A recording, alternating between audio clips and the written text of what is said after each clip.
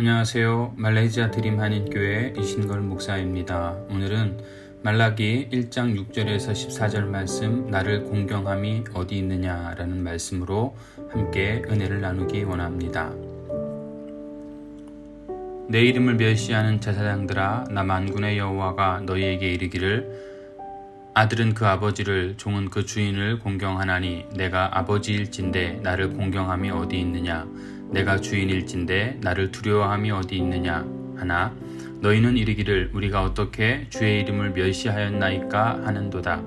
너희가 더러운 떡을 나의 제단에 드리고도 말하기를 우리가 어떻게 주를 더럽게 하였나이까 하는도다.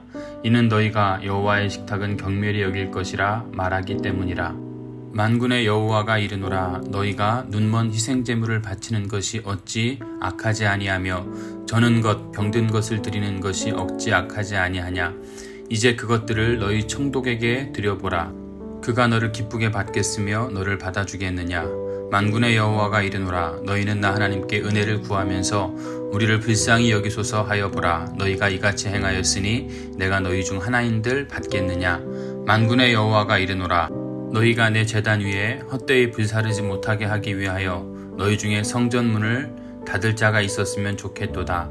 내가 너희를 기뻐하지 아니하며 너희가 손으로 드리는 것을 받지도 아니하리라. 만군의 여호와가 이르노라, 해 뜨는 곳에서부터 해 지는 곳까지 이방 민족 중에서 내 이름이 크게 될 것이라. 각처에서 내 이름을 위하여 분향하며 깨끗한 제물을 드리리니 이는 내 이름이 이방 민족 중에서 크게 될 것임이니라. 그러나 너희는 말하기를 여호와의 식탁은 더러워졌고 그 위에 있는 과일 곧 먹을 것을 경멸히 여길 것이라 하여 내 이름을 더럽히는도다.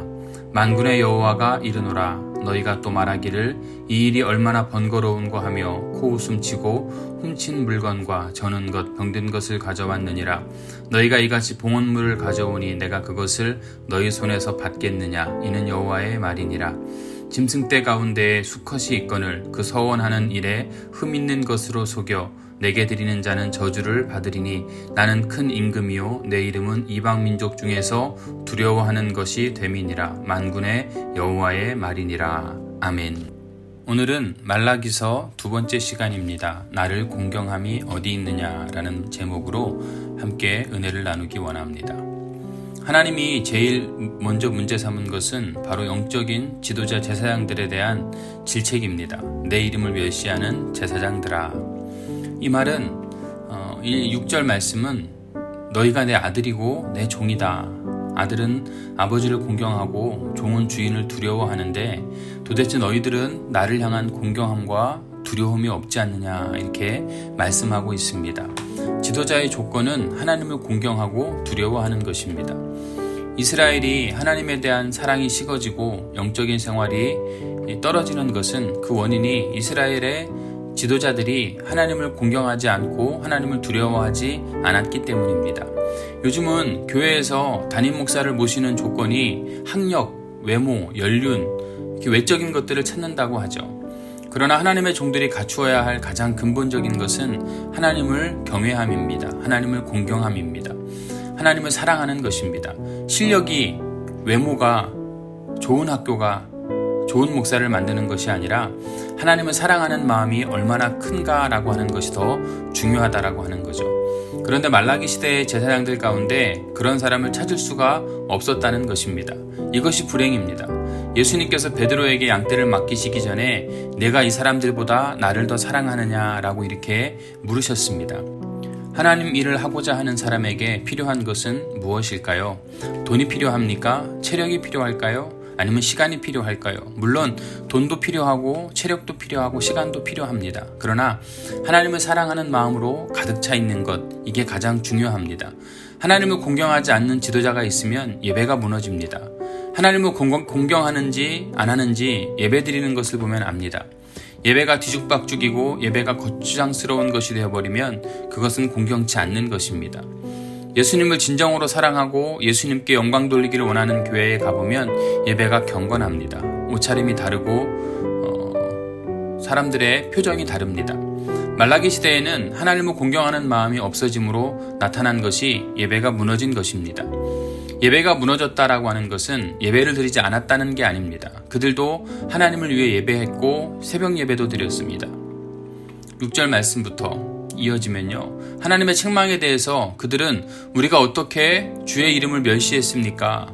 이렇게 외적인 형식들을 들고 나오는 겁니다. 우리가 예배를 드렸고 제물도 드렸고 할 것을 다 했다는 거죠. 근데 그들의 문제는 마음이 담겨있지 않았다는 것입니다.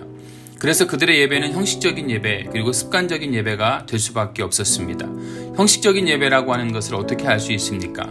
그들이 드린 예물을 보면 알 수 있습니다. 7절 말씀부터죠. 그들이 드린 예물은 더러운 떡과 눈먼 것, 저는 것, 병든 것 이런 것들을 하나님께 드렸습니다. 하나님께 드리는 것 제물은 흠없는 그리고 온전한 것이어야 합니다. 근데 당시 경제 사정이 어렵다 보니까 온전한 예물을 드리지 못했습니다.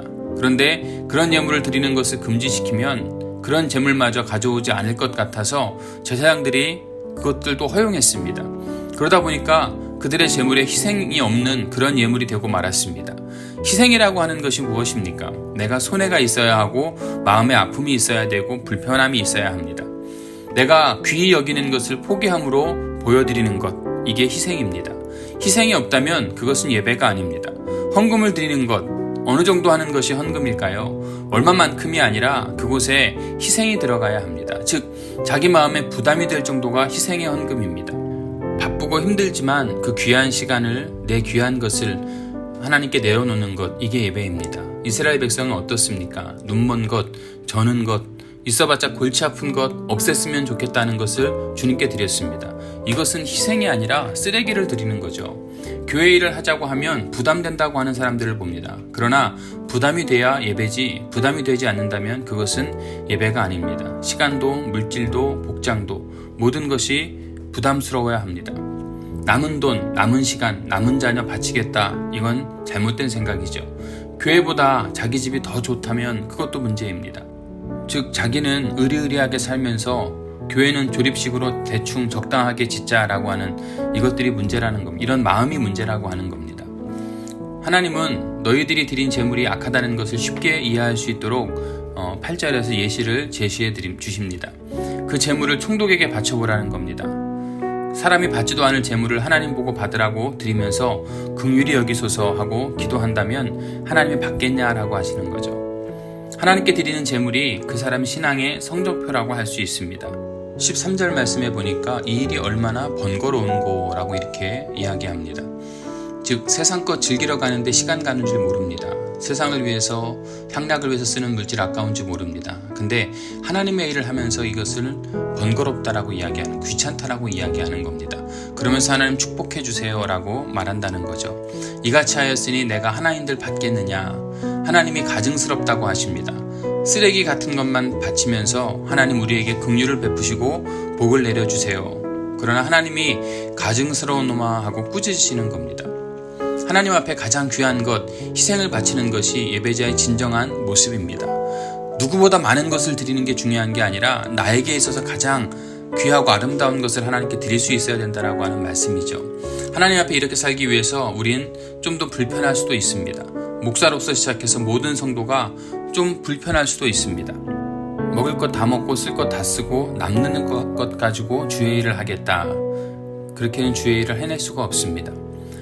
내게 주신 시간, 내게 주신 재물, 내게 주신 재능 다 동원해서 희생으로 바칠 수 있는 믿음이 있어야 합니다. 그래서 하나님 앞에 쏟아붓는 것, 그래서 물질적인 가치를 영적인 가치로 바꾸어 놓는 것, 이게 우리의 사명이 되어야 합니다.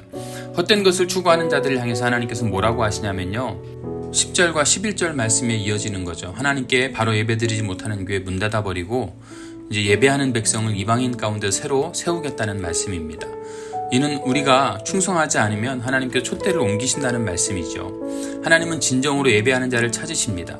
우리가 예배를 바로 드리지 않으면 하나님은 다른 사람을 세워서라도 예배를 받으시겠다는 말씀입니다.